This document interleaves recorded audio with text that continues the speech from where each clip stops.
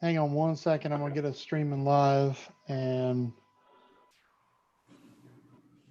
I don't see anybody else wanting to get in yet. But if people want to join us, I will make sure that they get a chance to pop in.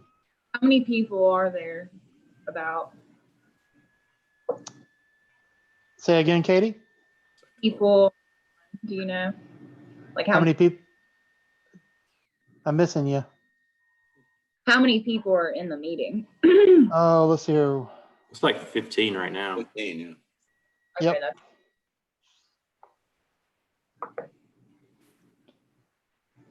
All right, Nick, it's your meeting. I'll let you start talking and go from there. Okay. Well, I'll give you all the choice. Would y'all like to start with, we've pretty much gone through all the comp plan, and basically what we've got to present on the comp plan today would be the action and implementation. So the what if, what we want to accomplish with the plan. We can start with that, or we can start with the Jamestown Park strategic plan rendering and go through that. It's just up to whatever you guys want to start with. Do the rendering first. Okay, sure will. Well, let me share my screen. Hey, Matthew, can you enable me to share? I am going to do that.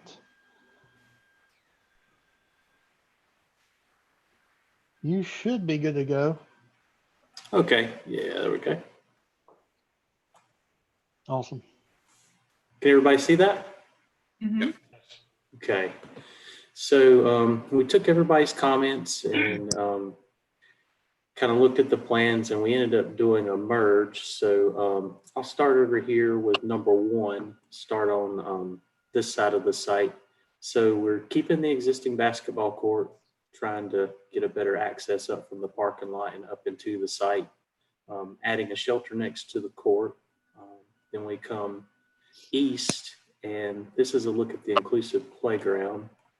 You know, so the idea would be creating some structures where everybody can participate, but then also some type of surfacing, because what makes it inclusive would be the surfacing. Coming back around, we left the dog park in the same area, and anywhere where you see this graphic, we're trying to keep existing trees. Divided into a small and large dog park. We found that that's what people usually want. A lot of the small dogs try to pick fights with the larger dogs, so it's good to divide the two. Shared shelter with a gated entry that would have some watering there for them, coming right off of this existing parking lot. We've also found that people like to just jump right out of their car and go to the dog park.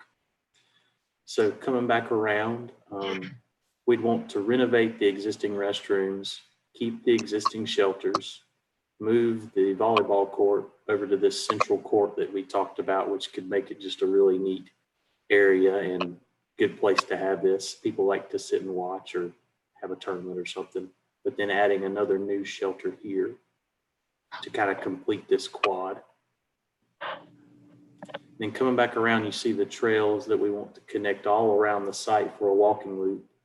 But also we want to make sure we're making that greenway connection, because I could see people coming right off the greenway, maybe if they want to come have a picnic, but even more so to come to the next part we're going to talk about with the, I like to call it our fitness part of the park, or our fitness park.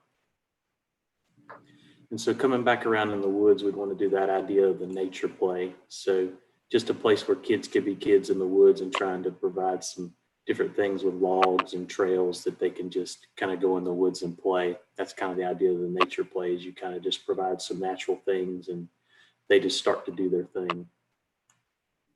Again, we have a connection off of this existing parking lot. So let me zoom out so we can see kind of the whole idea where the baseball fields were. So it's this idea we'd have the fitness park area.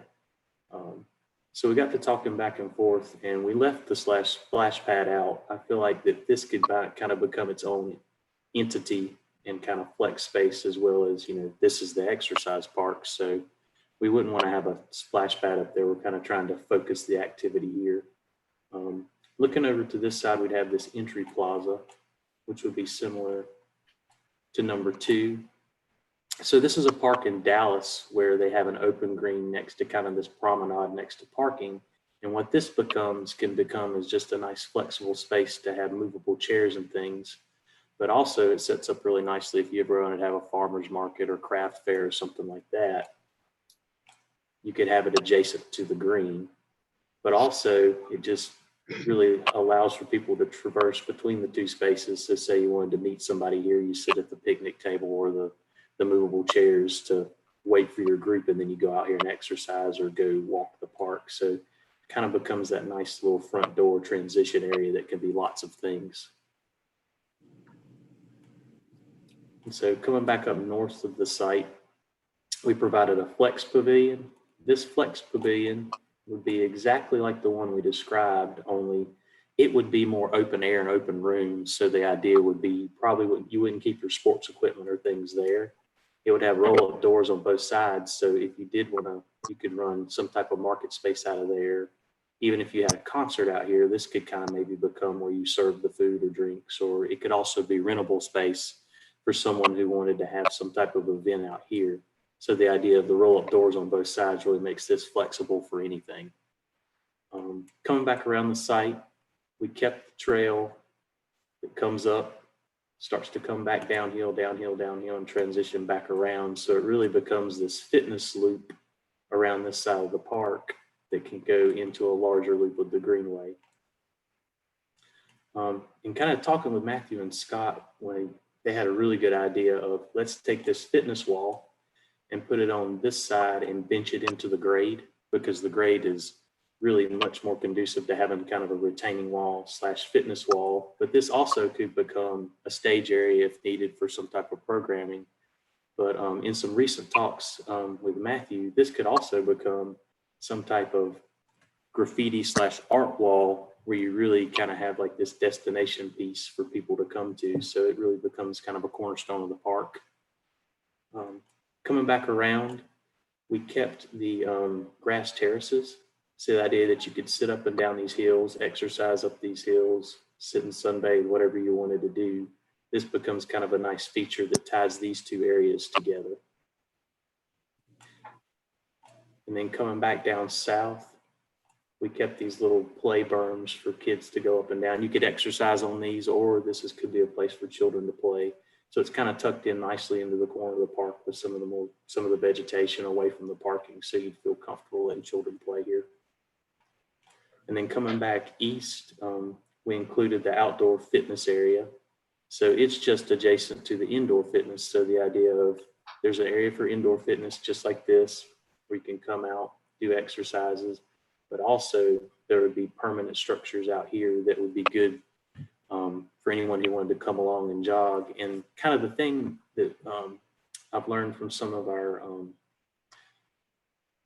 the guys who produce this equipment, Compan put on a lunch and learn, and they say that the trend's really going from, we don't want to circuit, everybody wants to come down here and work out together. So we have the workout pieces here together, which is more conducive to what people are wanting nowadays when they come to exercise. And of course, how you provide for the whole community is you provide different types of things with different sorts. They come with different resistance so that all ages and all groups can exercise here. So it really kind of becomes a vivid space next to the lawn to where people can come and gather and work out. And of course, we'd keep the existing parking areas and then just try to plant throughout. Some of the main plantings we'd want to put in would be definitely for shade for a lot of these areas, because nobody likes to be out in the sun, but also trying to capture some of the, prevent erosion control by planting this hillside up so it really becomes a good backdrop if you ever had an event here. So I know I kind of rolled through that pretty quickly. Oh, and then also one other thing, we would want to renovate these bathrooms, because talking with Scott and Matthew, it's about time. So that would be another part of this renovation. And I actually, before this meeting, did some pretty high level numbers on this, and just looking at all the improvements and the different things. And of course, a lot of the buildings can vary. So depending on how fancy they are, how non-prefab, this would be looking to be about a $4.1 million project altogether, just high level.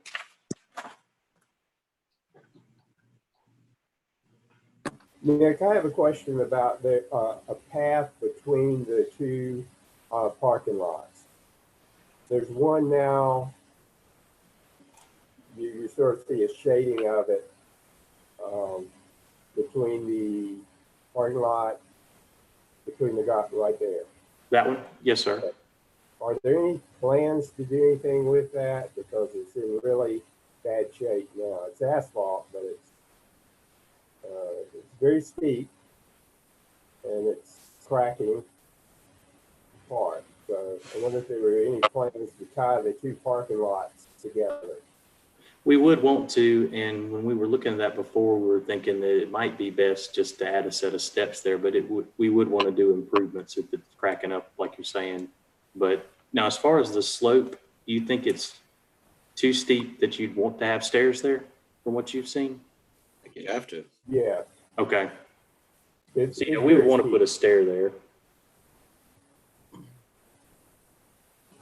What about universal, about wheelchairs and things like that? Wouldn't it be better to have a slope? Well, that's the thing when you start talking about a slope. We could provide a slope, but then it becomes more of a switchback to get it to the correct slope for ADA. The minimum slope you can do is it's 5%. So we go with 4.75 just because you want some errors in construction. So just knowing that it's that steep, it'd be a switchback condition, but you could make it ADA. And that's the purpose with up here, is trying to make all these accesses on these sides to where you can have ADA access up to the park. And that's why we want to slope this way, just kind of talking about the topic. Could you have both, What's that? steps and a switchback? Yeah, you can provide a direct route with steps and then do some sort of switchback with landings. I mean, it's definitely possible. Hey, Nick, it's Matthew. We may want to go ahead and plan for something like that. If we ever did have events out on the lawn, it would be good to have some additional parking overflow down on the golf course parking lot. And having that access point might make a lot of sense. It does. It does.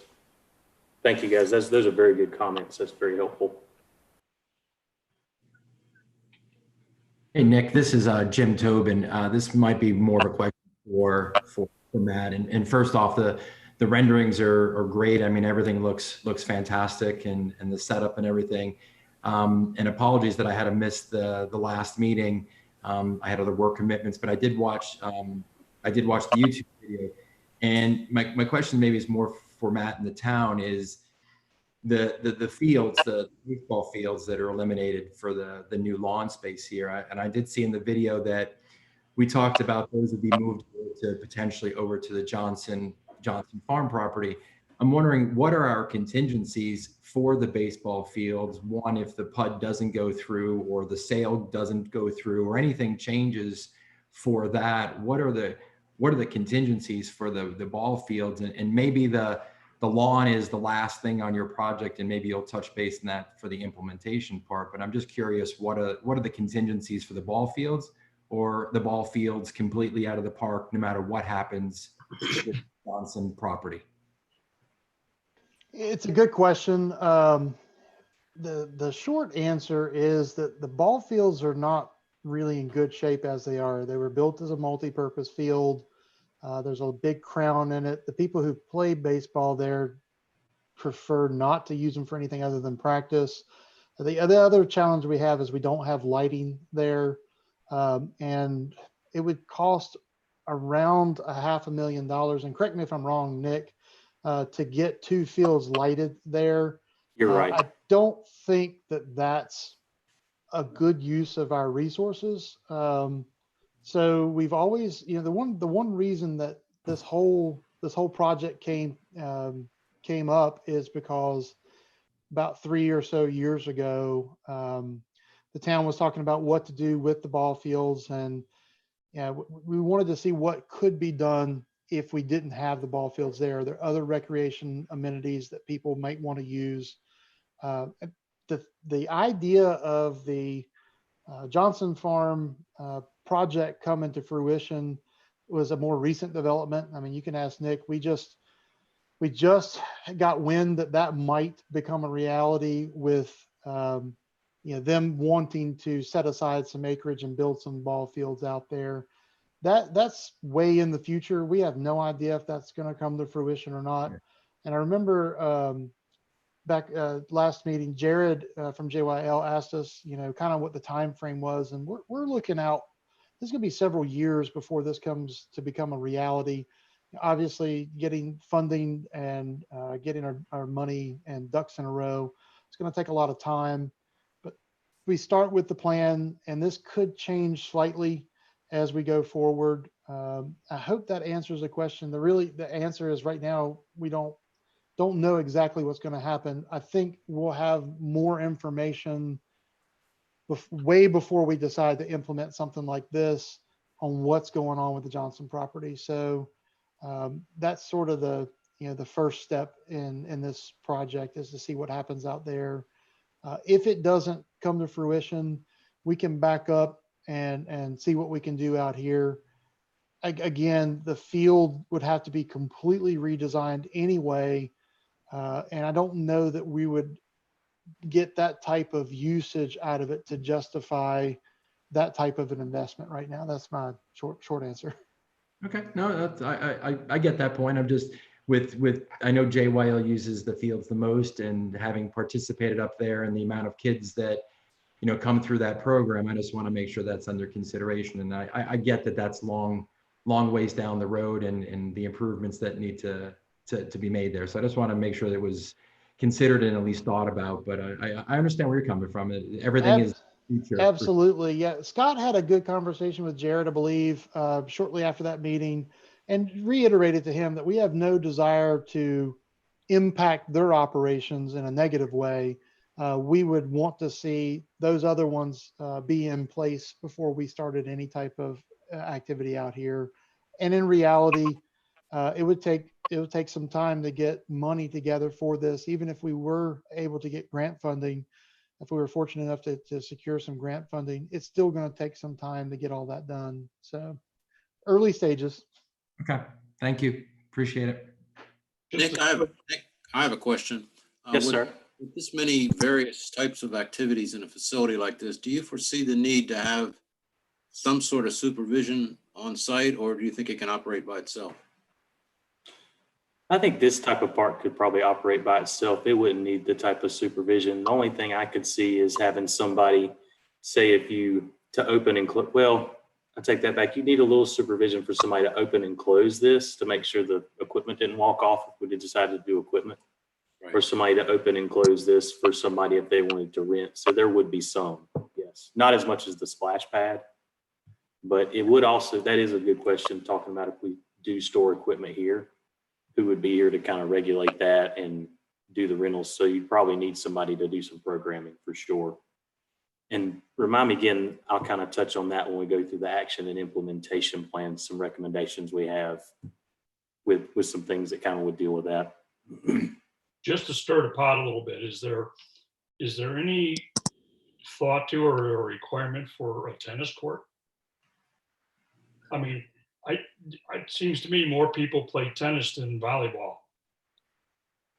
We didn't really think about a tennis court. We were just kind of thinking about the volleyball was a good thing for church events or your family picnic. It's easy to pick up and play, but we really didn't think about tennis because we didn't see it as a high priority in the master plan, the survey we took. So we didn't think about that. And when we did the survey years ago, before we did Ren Miller Park, when we were doing the first master plan, tennis courts were really low on the list there as well. And the biggest problem we had is that people were using the tennis courts for things other than tennis. You were getting a lot of street hockey and other types of uses, people throwing tennis balls with dogs, and the upkeep on it was significant, and people weren't using it for tennis, and it was damaging the court. Do you feel that there's a need, or people voice their opinion that a tennis court would be something that people would want? I just brought it up because at one time they had tennis courts out there, Oh, okay. but I don't know if there was how much they were used. I really don't know. This is Jim again. Just to echo Matt's point, being part of the Cedarwood pool community, tennis courts over the long run become very, very expensive to upkeep, and once you stop upkeeping them, then they just kind of deteriorate over time. Just throwing that out there. Yeah, Jim's right. I can't remember exactly what we were looking at to resurface the courts that were out there at the time. But that was the impetus for the original master plan. We wanted to see if people wanted us to, basically resurface the tennis courts or get rid of them. And the response was pretty overwhelming that nobody cared. The one thing we didn't expect from that one is that people said they wanted a neighborhood park, which is where the idea for Ren Miller Park came from. Hey, Nick, this is Jim again. As far as the lighting in here, is everything lit, or does it completely dark at night, or what's the thoughts on that? There's kind of two theories with that. I would say that I would want lights around this perimeter, just because if you ever held an event, you want it to be lit and people will be able to see to get from the parking lot over. But typically parks are a dawn to dusk, so you wouldn't want people here after dark unless you have a special event, is kind of how I would see it. I would kind of throw that to Matthew as well, kind of with the liability, what the town would want to do. So, and I'm just going to speak off the cuff. If it were me, I would do some sort of low intensity, low level lighting that goes around the fitness loop and over into the lawn area where the ball fields are now, if you will. Just like Nick said, if you did have an event, it'd be nice to have some good lighting there so people could get in and out easily. And the rest of the park, I would probably keep, as he said, unlit, because I don't see a need for those types of areas to have lighting in the evening. Agreed. I was more concerned with the lawn because Nick kept talking about the, using it for events or for movies or concerts or things like that. It's a great question, and it's something Yeah. that Nick and I can look, and Scott and I can look at as far as the types of lighting, just so we can work it into the pro forma for costs. And one thing that we've looked at before with places that have night events, it would definitely want to be pedestrian lighting, but that would just kind of cast a light for safety for walking. So yeah, good point. Yeah, I was thinking more along, not like big baseball lights to light up the whole field. No, I was thinking more just for visibility during the event. Exactly. It's a great point. Thanks, Jim. Yeah, just another question, please. You'd mentioned the restroom facility is going to be upgraded. It sounds wonderful. Do you feel that there are enough restroom facilities for the complex? Just from some talks, I feel like this one is probably enough for here, but we definitely want another bank on this side. And then that's another good question. Depending on how we want to program this, we'd really want to dive into how many restrooms we'd need to service this area if we did have a big event, whether it's the restrooms bigger or we bring in porta potties. But yeah, I think we would need a second restroom facility. So as you've seen at Ren Miller, one of the things that we've actually asked council for in this coming year is the idea that we would renovate the existing little kiosk that's out there where the water fountain is. And we have planned for water and sewer. We have water and sewer there. We have planned for restrooms there from the get-go. It's just, funding was tight. So we're actually looking at doing some restrooms at Ren Miller Park in the next year or so. But one thing that from those events, we have the Civic Center across the street, but we also bring in some porta johns for that. And the numbers that we have from events that we're having, we see that between the Civic Center and the porta johns, we make out pretty good. We've never really had a complaint on the number of available restrooms. It's more of I'd rather not cross the street, which makes complete sense to get to the Civic Center. So we're going to try to remedy that one.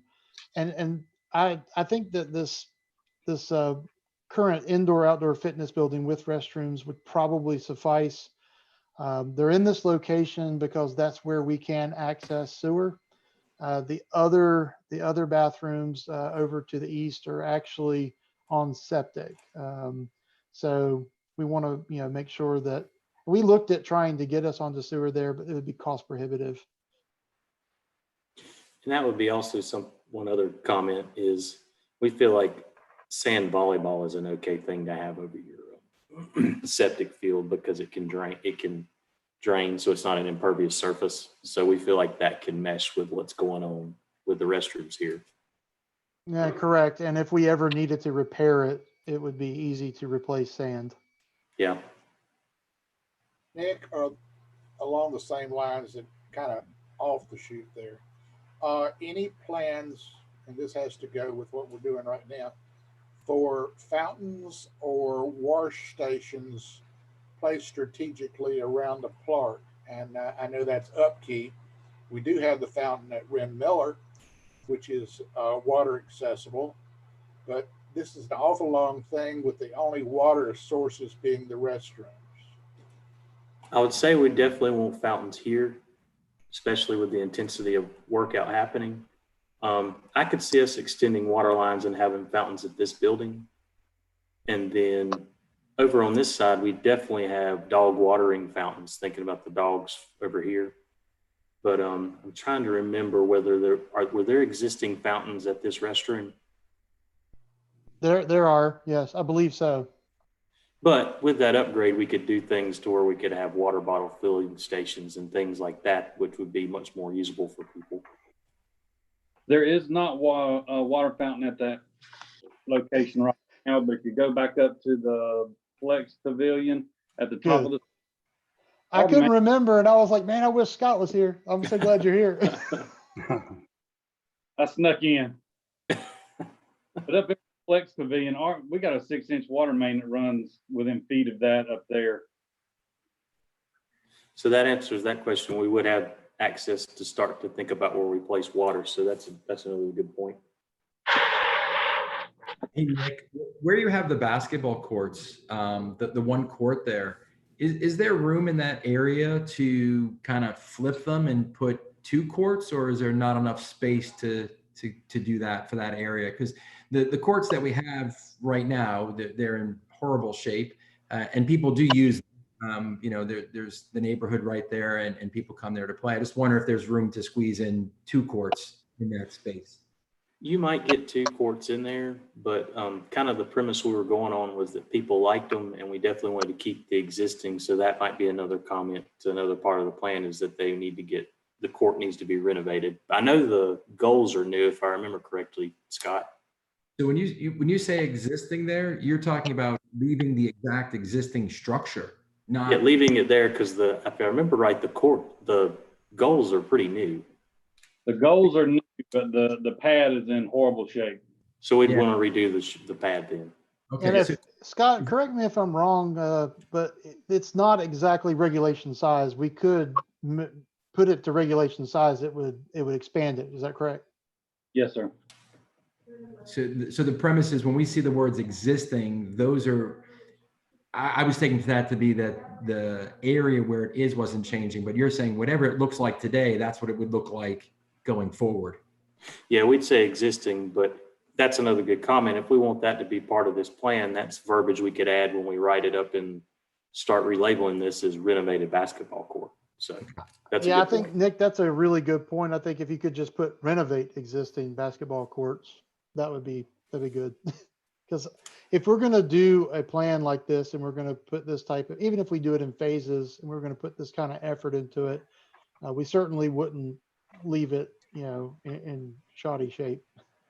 Not beside that new pretty playground. No, exactly.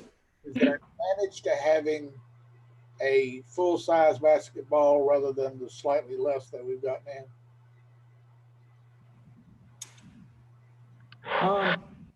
It just depends on the type of players and who you think you're going to get out there. If you think it's more kids, maybe not, but if more adults, I'd want to have a full-size court, especially if somebody wants to have a corporate event and actually have a basketball tournament as part of it or something like that. You want regulation. Seems to me just extending the pad would be cost efficient and have it available as a full-size court. Yeah. And the only thing that would come with that, I guess we'd need to move the goals, but Scott, that could probably happen, is extend those out. Yeah, I don't think that'd be a big deal.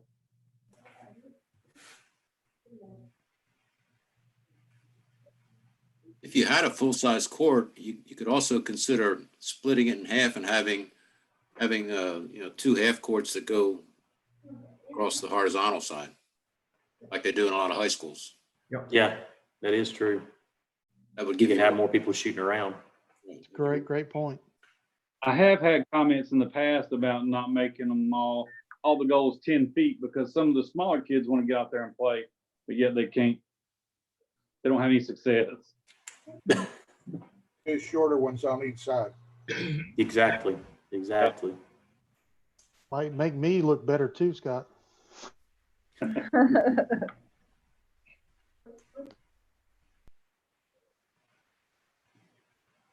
Nick, in a facility like this, is there any need to think about capacity issues, or do you think it just kind of takes care of itself?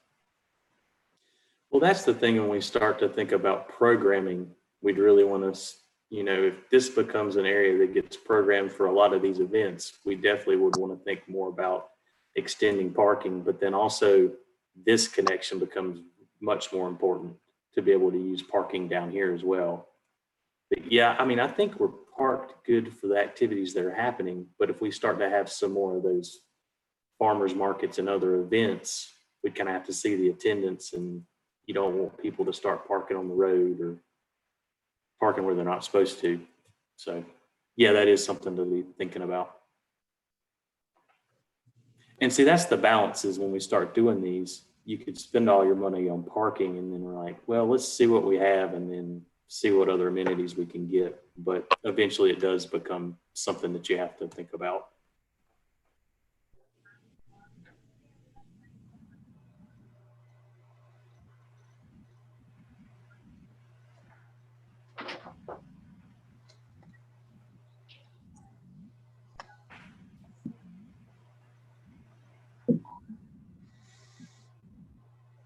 So are there any other questions or comments as far as, this being the master plan we want to include? I know I got the comments that we need to do a switchback connection connecting the lower parking lot to the park here, but then also to put that we need to renovate the basketball courts and think about that. And then thinking about, when we're doing the cost estimate, lighting and fountain access. I have two questions. This is Karen. One, are there going to be benches on the sides of the basketball court? And then my second question would be, I know this is a 3 to 5 year plan, but are we going to do it in sections, or is it going to be like over, you're going to go all at once and get it all done? Or is it going to start with, renovating the bathrooms and then maybe doing the playground or adding the dog park? Like, are there plans in which part gets renovated first, I guess is what my question is.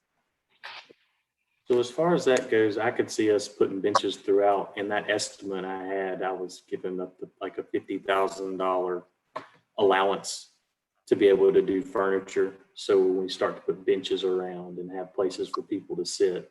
But then also when I start thinking about phasing and stuff, it really depends on CIP money that gets allocated, as well as with money that could come from bonds or money that could come from Partif, which is probably going to be the main source. So in thinking about phasing, this part could be totally phased. And I could see the low hanging fruit of a big impact one coming first would be to come in and do the dog park, because it is the least invasive.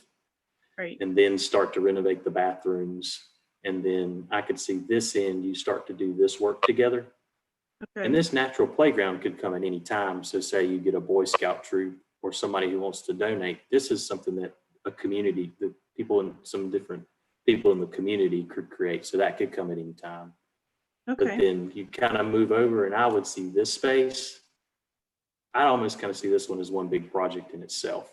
So I'd kind of see it divide one side of the parking lot as opposed to the other. Okay. And then Thanks. again, to the point about the baseball fields, it may be better to phase this one last so that there's more opportunity and more time to figure out where practices are going to happen and find a new home for the ball fields would probably be a smart way to think about it. Hey, Nick, it's Matthew. I will say Judy, our finance director, would probably frown if you said bonds again, because it's some for us town our size. It's not easy to do those. Most likely, the majority of this would come from grant funding from Partif or some other available grant funds. And Nick and Laura can speak to those. They know more about what's out there than I do. We could do donations as well. There could be naming opportunities. When we did Ren Miller Park, we did a community campaign for donations through sponsorships, and we were able to do a lot of the furniture that's in Ren Miller Park. If you'll notice, it has been sponsored by folks, and they paid essentially half the cost of the piece of furniture, and they have a memorial plaque that's on each piece of furniture, except for the trash cans. I couldn't get anybody to donate a trash can, but the benches and a lot of the tables all are donated. And to Matthew's point about sponsorship, I could see the health park being very low hanging fruit to go to a local hospital or health organization to see what they'd be able to sponsor over there, because they've been really into a lot of the trails and things. So finding partners. Nick, piggybacking off of Karen's comment, going over to the seating plaza, is that permanent seating or is that movable seating? It seems to me you have concrete tables anchored into it or something, but. And we always like to throw out the movable seating. If you think that we could keep it from walking away, it can become kind of a really vibrant thing to use out there, but it could be stationary as well. So I guess it'd be kind of what y'all would want to take on and what you think wouldn't walk away. Picnic tables or, the heavy benches that we're used to can adapt very easily. But out there where we always like to at night, we always like to throw out the movable cafe table just to see if you think it would work, because it can be kind of a dynamic thing where people can move. But we would see this park as being gated too, but that is a concern with the movable.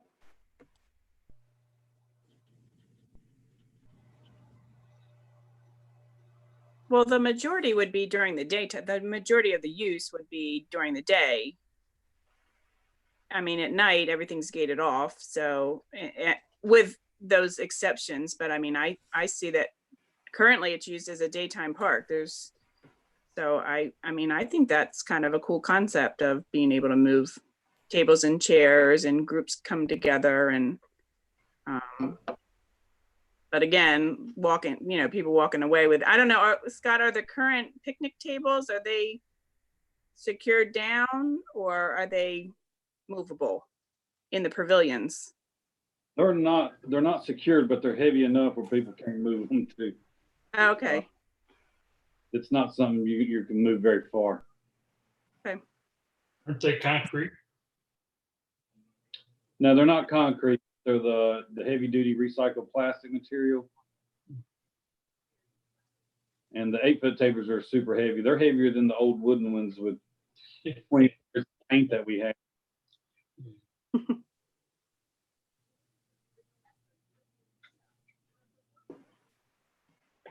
I know that in the previous ones that we looked at, there was actually a walkway that connected across the existing parking lot, like from the basketball courts over to the lawn area. Is that, I mean, on this particular diagram, that it doesn't show that, is that something that y'all decided to take out, or is it going to be in there and you just didn't put it in? Or we didn't depict it, but I think it would be a good thing to add back in, have that table we talked about connecting the two parks. Yeah I like that back in. Yeah, I think it needs to have some kind of a walk path between, just nothing major, just kind of marking that there's it probably looked like it would take away a couple parking spaces, but it would. It'd take up 3 parking spaces, but I think it's a good thing to make sure that people can go between the parks easily and people know that people are coming through. Yeah. And are there handicap specific parking spaces? That's where you see the striping. That's where we'd see those parking spots happening.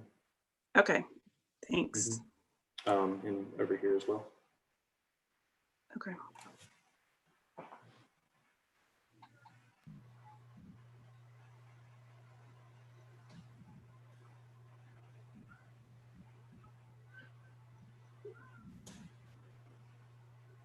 But it looks like,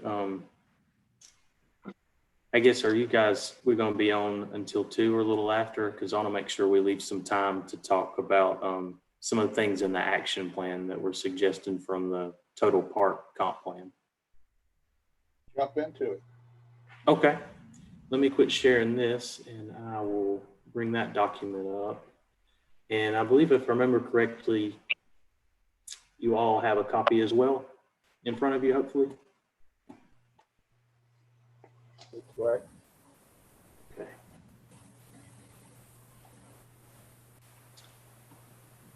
So I guess if you guys have already read through, and Laura Stroud is here with us. She's kind of worked on this plan as well. And the idea of the action and implementation plan is just to lay out a set of goals and then objectives, kind of like a checklist that we would want the Parks and Rec department to achieve towards. And then also we want to give a timetable, which the timetable doesn't necessarily mean that that's the most important item. It may be a super important item, but it'll take 5 to 10 years to complete, possibly with the park that we just showed. So that's one thing that we're kind of looking to Matthew and Scott to help us with. And then if you guys have any suggestions as well of, when do we want to obtain some of these goals? So some of the first ones were come along with Parkland. So we looked at all the parks and we're trying to figure out, address needed park improvements for town parks. You guys mentioned a lot of them and you know what they are. Unless you want me to go over these specifically, we have some items that we definitely want to run by you all that might be hot button topics because they're throwing some things out there that haven't been there in the past. So we'd want to discuss those. But did you guys see anything we may have missed under the address park improvement, park needs?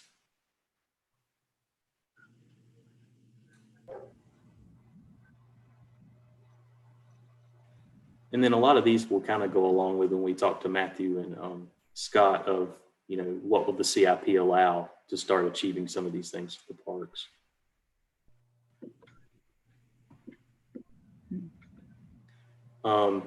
Goal number 2 was to update and expand park system according to demonstrated community needs. So that's talking about what we saw in the survey.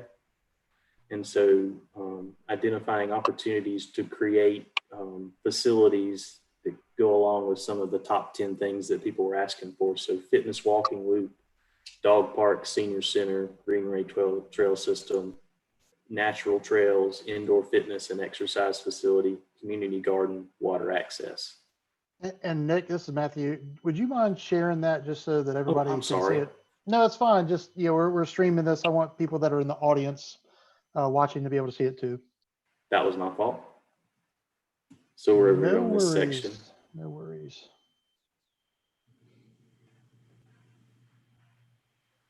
And then these opportunities were divided into the statistically valid survey. Those were the first ones I read. And then the second set of opportunities were identified through our pop-up event at one of your concerts.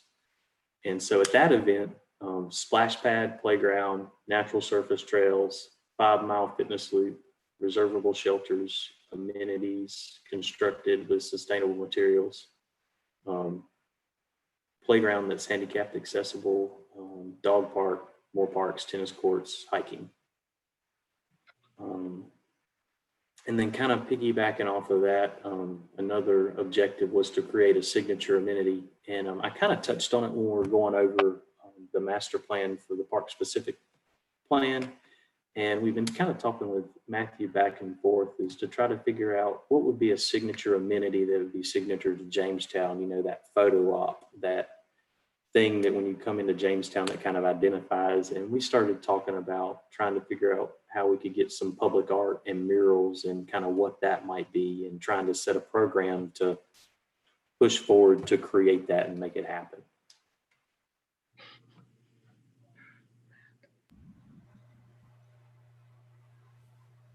And Nick, I don't know if anybody is familiar with the Angel Wings from Nashville, but that's an example. I don't know if you can pull that up on the web or something and just show people kind of what we're talking about.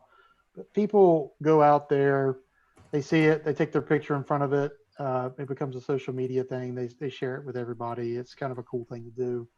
And we've got, we talked to the other day about different murals that could happen in town. We've got some murals that are starting to crop up around town, which is pretty cool.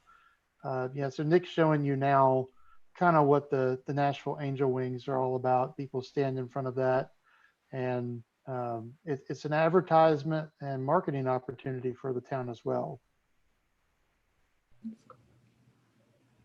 But we definitely want that to be something that is Jamestown's. So trying to start that program. If anybody has any good ideas, we throw them out there. Certainly like the concept, Matt. I don't have ideas for it, but I like the concept of it.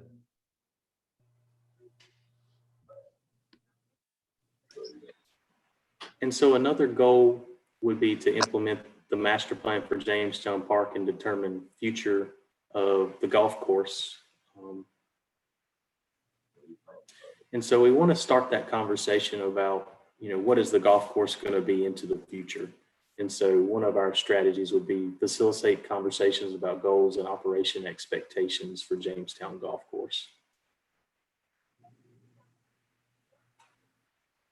And then, we want it to be something where we want to do a larger study just on the golf course, and we want the public involved to determine community expectations for the course.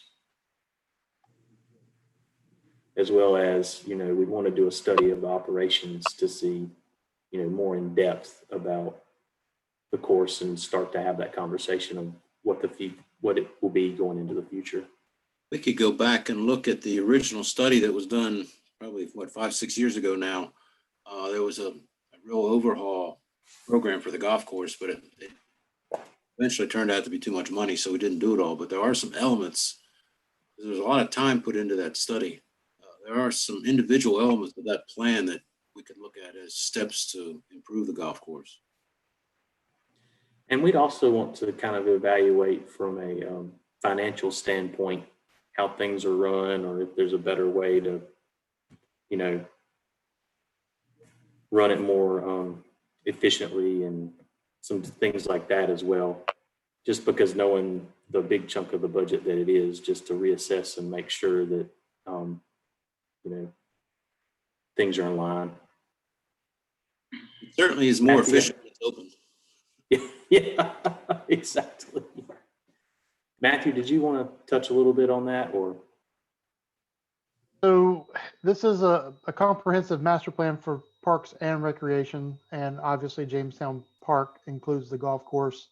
But we felt like it was a different animal, and I think it was Bob that was talking about that. There was a master plan of sorts that was done some years ago, and it's probably more than 6 now. It's I was talking about it with Nick the other day, but there are some elements that should be taken from that and reevaluated and updated. But we felt like the golf course is a separate animal, and it's a little larger than it was the scope for this particular project. So we didn't want to miss saying something about the golf course, but we felt like that it probably needed a more in-depth look in the future. Does that make sense? I agree with that. This is Kenny. I don't know if this plan really should include the efficiency of the golf course. I understand where you're coming from, but I think that is a separate animal.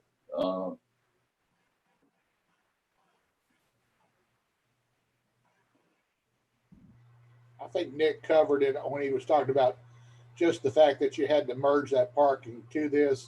That's really the only thing that crosses over between the two projects. Access to the golf situation with that one entrance. And this is Matthew. I think Kenny's saying the same thing that Scott and I told Nick, was that if we're going to do that, we do that later, but not as a part of this particular plan. Is that what you're saying, Kenny? Thank you.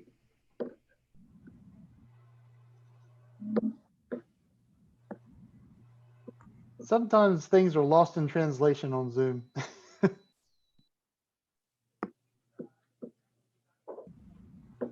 And I guess that's one thing we wanted to ask you all as a group, if you were comfortable with us putting that in here as an investigation as part of the action plan items. But it sounds like it'd be an okay thing to put in, so.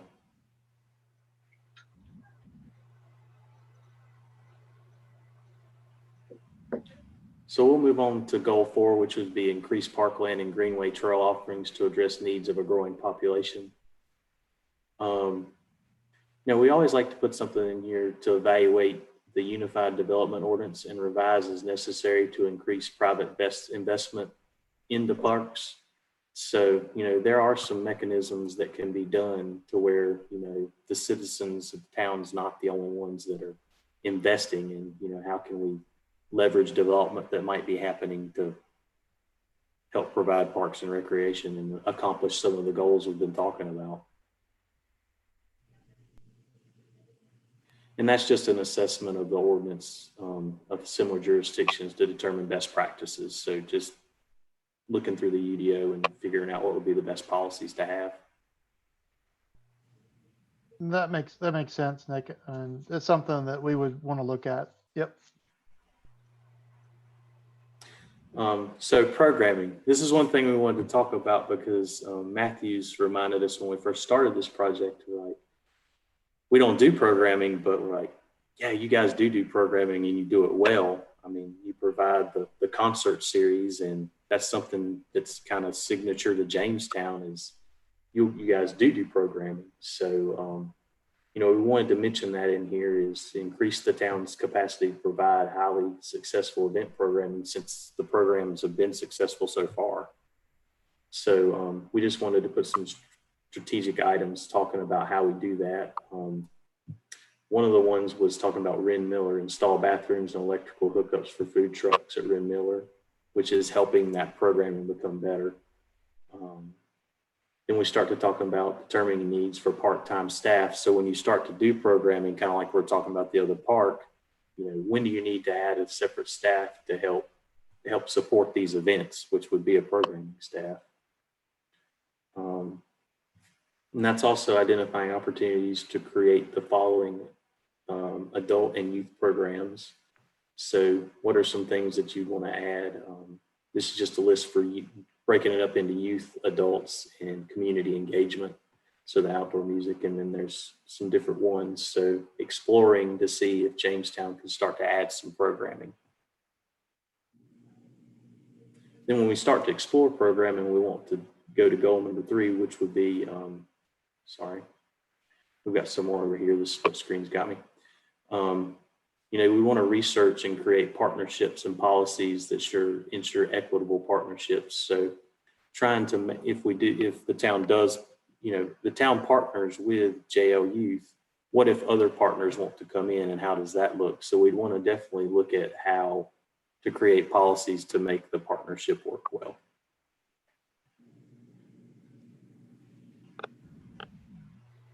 And that's all about providing programming. And then kind of along with programming would come fee structures. So how does the fee structure work? And then what's the philosophy of the department moving forward of, we want to just make sure everybody can participate. So we don't want to get into, we're charging a bunch of people for things. It's just something we need to explore and figure out what goals would be to actually provide fees or not. So, and a lot of these these action items that we're presenting, which is going to kind of come to one big action item we're going to come to in just a little bit, is, let's look at things at a high level and then start to figure out what we want to be and who we want to be and what we want to do. And that comes down to the operations. This is the biggest one that we're proposing, is explore the potential for creating a formal Parks and Rec department. So all these things we've talked about, Jamestown doesn't have a formal department. And if there were a formal department, you could start to have staff to, do some of these programs and take some burden off of other staff. But as well, you'd have one sole, department for that would support some of these new parks and help with some of the programming and figuring out these agreements and where the department want to go. So these are some action items that we would suggest to start. That would be determine departmental scope of work and allocate necessary budget, determine departmental staffing needs. So figuring out, do you guys need a director? What those staff would look like. And it was mentioned over here, possibly somebody to help out with events. Determine operational and policy needs based on the desired scope of work defined above. So starting the department. And then from there, the next step would be to determine a shared vision for key elements of Jamestown Parks and Recreation. So starting to define, what is Jamestown Parks and Recreation? Are we in the athletics business? Are we in the community park business? Trying to define how that system is going to meet the needs of the town. Nick, this is Jim again. Just a quick question on that. And you were about to touch on it a little bit. Are we talking about folding in sports like we have with JYL into the town, or are we talking about the town doing its own types of events there, or just keeping it for the parks? I mean, I've been a member of JYL my kids through their whole life, and lots of other people share that. So I'm just curious, are we talking about merging JYL into the town, or the town doing its own thing for Parks and Rec to include sports? I think it's figuring out what the town would want to do with that department. So trying to figure out what that department would be and whether you want to even create the department. Mm-hmm.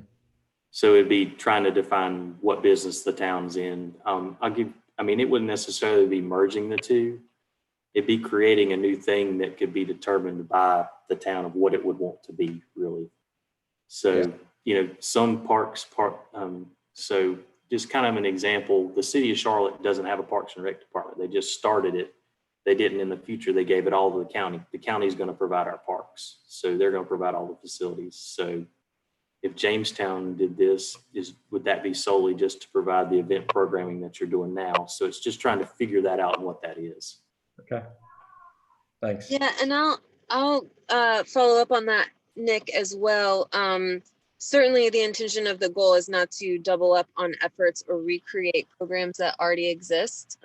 It's to determine the best way the town can support existing partnerships, such as the current model of providing providing athletic programming space to a program partner that then provides the enrollment and coach recruitment and some of those finer details.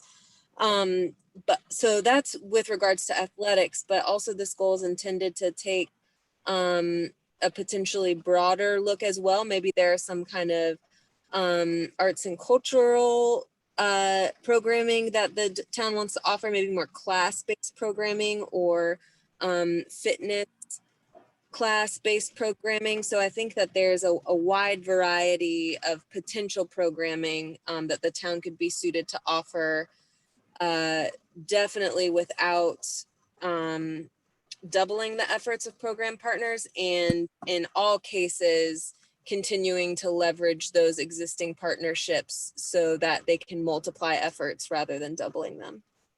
And I was just going to piggyback on Laura's, Matthew. I think Laura said it better than I'm going to say it, but we definitely have had good partnerships with both the YMCA and JYL over the years. We'd like to make sure that that continues, which is the goal that Nick was talking about before, was to sort of better formalize how those relationships work. And then going forward, I think one of the things that the survey said that was pretty clear is that programming for seniors was something that we should be looking at. So without doubling up on recreation, if you will, but providing an outlet for somebody that, you know, we're not meeting the needs currently, we could provide recreation for a different sector of our community. Thanks, Matt. Understand that, because those organizations run pretty efficiently on their own right now, that I don't think there's a need for the town to take that on. And I mean, you know how much goes into operating those things. Yeah, we don't have the resources from a human capital right now to do that.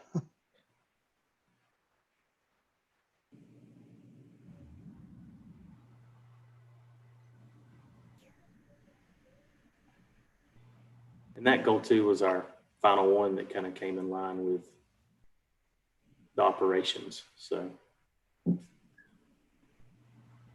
One other thing we could add into that too, this is Bob. A lot of the people in this meeting today are part of the advisory committee for the Parks and Recreation Advisory Committee. And that's vastly underutilized, to be honest with you. We probably meet once or twice a year. So there are some things that committee or the advisory committee could pick up and do, because we're really not doing much right now. That's a good point, Bob. We Very would good like point, to yeah. figure out ways for us to better utilize that group. We certainly don't want to have you guys come to a meeting if I don't have some action for you to take. But going forward from here, once trying to implement this plan, I think we should have more conversations. Absolutely. Right. And Bob, where would you see that one coming in line with which goal? Would you see it with operations or programming, or do you kind of have an idea where you'd want that to settle? I guess it kind of starts with what we're doing with the park itself. I mean, I guess this group probably needs to have some sort of consensus to pass it on to the town council to act on it. Well, I'm glad you said that, because that's one thing that, once, you get a chance to dive into these more, and we like for you to look at them more and give your comments. But at the end of this, we definitely ask that we could get a recommendation from you all to approve this plan as a whole when we go to council. Right. And Yeah, then, thank you for saying that. and then to follow up, I think getting into your plans here. Again, I don't, several comments were made whether we need to get that sophisticated for the town, because we don't have the funds to probably do that. But certainly to get started on some of these things, the Parks and Recreation Advisory Committee could get involved in some of the beginnings of these things.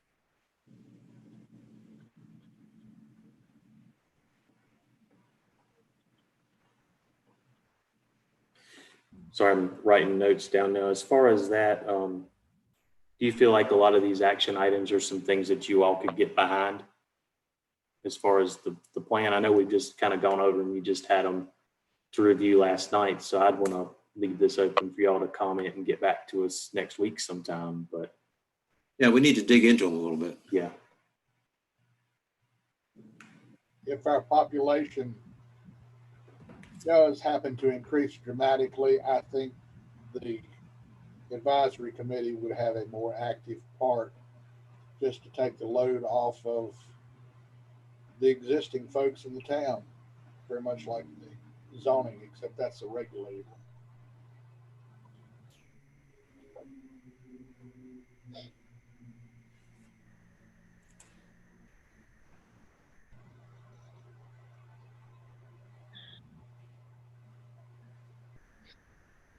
Anybody else kind of have any more comments?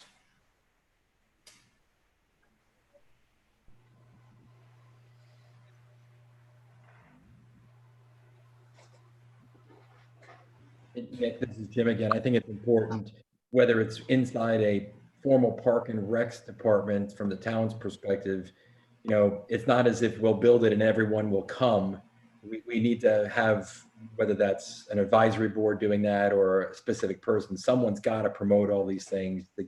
work with people to bring events in there. And I know those are resources, but however we do that, we need to make sure that it's a big investment. I think the renderings that we're drawing, there's a lot of things that will bring people naturally into Jamestown, but like using that lawn area, then other than just a big fitness lawn, that's going to take effort from people to do those things. So I think it's important that we consider that either this group or the Parks Advisory Board or at the town level, that we're actively getting ready to promote this new park. It's a big investment for the town and should be used. It's a really good point, Jim. And I don't want to step on Scott, but I know that like when we did Ren Miller Park, one of the things that Scott and I talked about was how can we best do programming, and I didn't really even call it programming at the point, but what can we do to make sure that people are having a chance to come out and utilize and enjoy the park? And the two of us spend a lot of time trying to figure out music in the park lineup and getting food trucks, and we do it on a very, very small budget. But you're exactly right. It will take some staff time to figure out good ways to do that. And it's another really good opportunity to utilize the committee for, but we would love to have another space to do some of those types of things other than Ren Miller Park. So we can utilize movies at one and music at the other, or vice versa. Just a lot of different things that we could talk about as a group on programming, but very good point.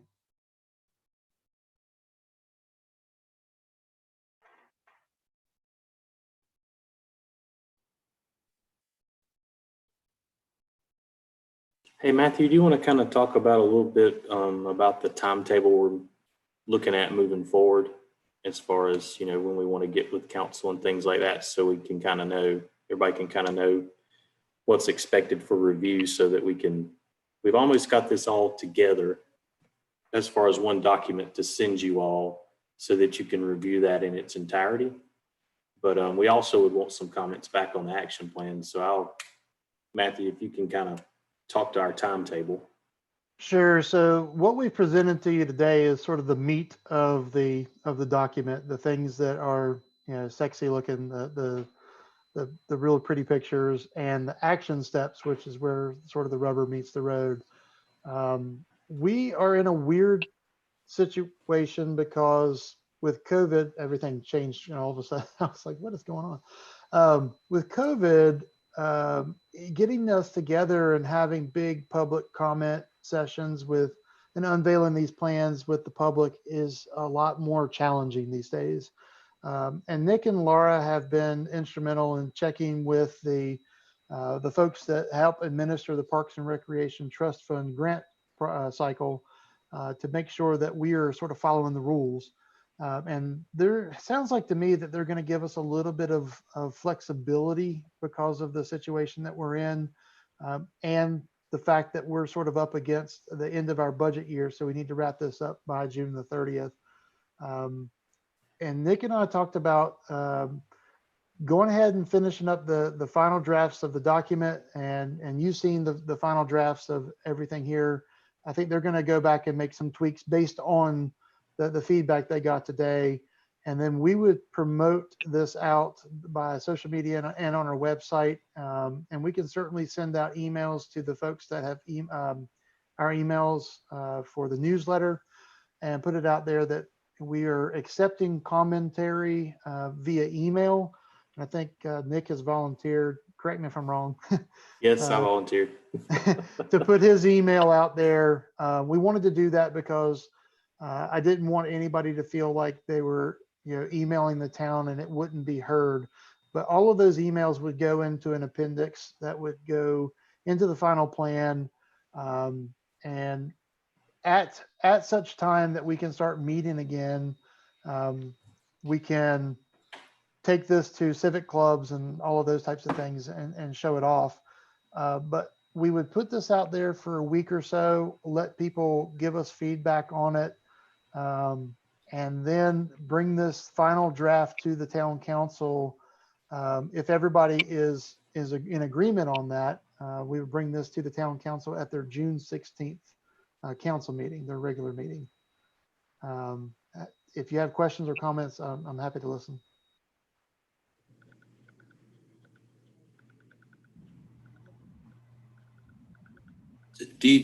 Matthew Spot, do you need some sort of, from this group, some sort of approval to proceed to the town council? It would be great to have a consensus or a recommendation in favor of it so that we can take it to the council and say that it's been through the two groups. It's been reviewed by the Parks and Recreation Advisory Committee as well as the steering committee. And they're in favor of moving forward with adoption of the plan. Certainly, we can make those tweaks and send that out to you via email.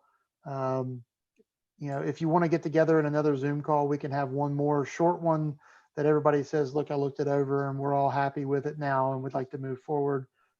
Give me your feedback, how you feel about that. I want to be respectful of your time. Most of the advisory committee is here, is in the Zoom meeting.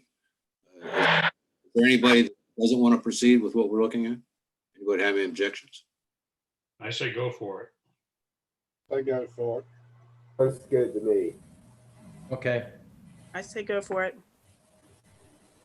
Okay, so it's pretty unanimous.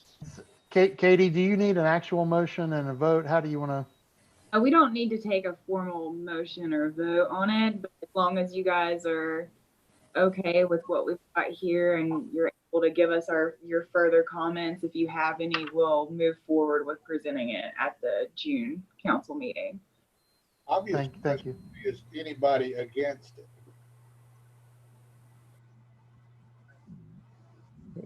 None. Okay. It's a very good way to phrase it there, Steve. Since we're trying to get everything done in this budget year, we are a little bit pressed for time. If we were under normal circumstances, we would probably have another meeting. But as long as you guys are okay with what you see, we'll just go ahead and move forward with it. Sounds good.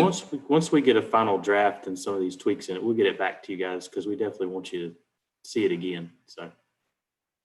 And certainly if you would encourage your friends and family and folks to give us feedback and email Nick, fill his inbox up with comments, positive or negative. I mean, if they're I need good, Laura's inbox too for the negative comments.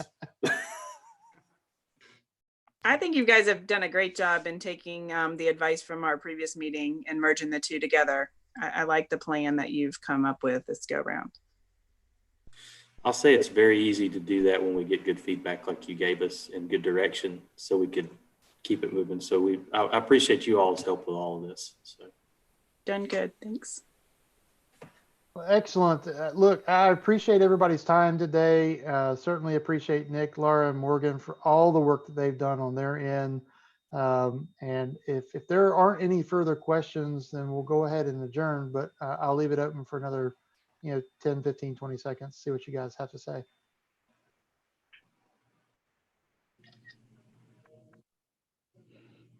Let's go forward. Let's go for it. I agree. Thank you all. I hope you have a great Memorial Day weekend. You too. Thank you. Take care, man. Thank you all. Thanks, everyone.